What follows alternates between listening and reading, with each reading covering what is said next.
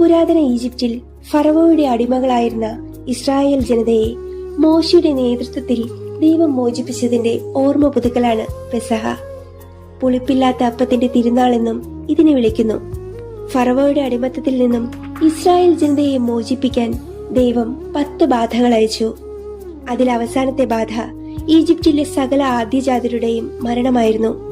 എന്നാൽ ദൈവത്തിന്റെ കൽപ്പന പ്രകാരം ബലിയർപ്പിച്ച ആട്ടിൻകുട്ടിയുടെ രക്തം വീട്ടുവാതിൽക്കൽ അടയാളമായി പുരട്ടിയിരുന്ന ഇസ്രായേൽ ജനത്തിന്റെ വീടുകളെ ശിക്ഷിക്കാതെ ദൈവം അയച്ച മരണദൂതൻ കടന്നുപോയി.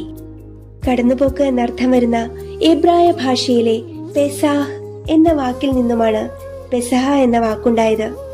ഇങ്ങനെയൊരു പെസഹ ദിവസം ഈശോ തന്റെ അന്ത്യ അത്താഴത്തിനായി തിരഞ്ഞെടുത്തു. ആട്ടിൻകുട്ടിയുടെ ശരീരവും രക്തവും പാപപരിഹാര ബലിയായതുപോലെ ഈശോ സ്വന്തം ശരീരരക്തങ്ങൾ തന്നെ പാപപരിഹാര ബലിയായി അർപ്പിച്ചു. ഞാൻ നിങ്ങളെ സ്നേഹിച്ചതുപോലെ നിങ്ങളും പരസ്പരം സ്നേഹിക്കുവിൻ എന്ന് ശിഷ്യന്മാരുടെ കാലുകൾ കഴുകിക്കൊണ്ട് അവിടുന്ന് പെസഹ വേളയിൽ പറഞ്ഞു.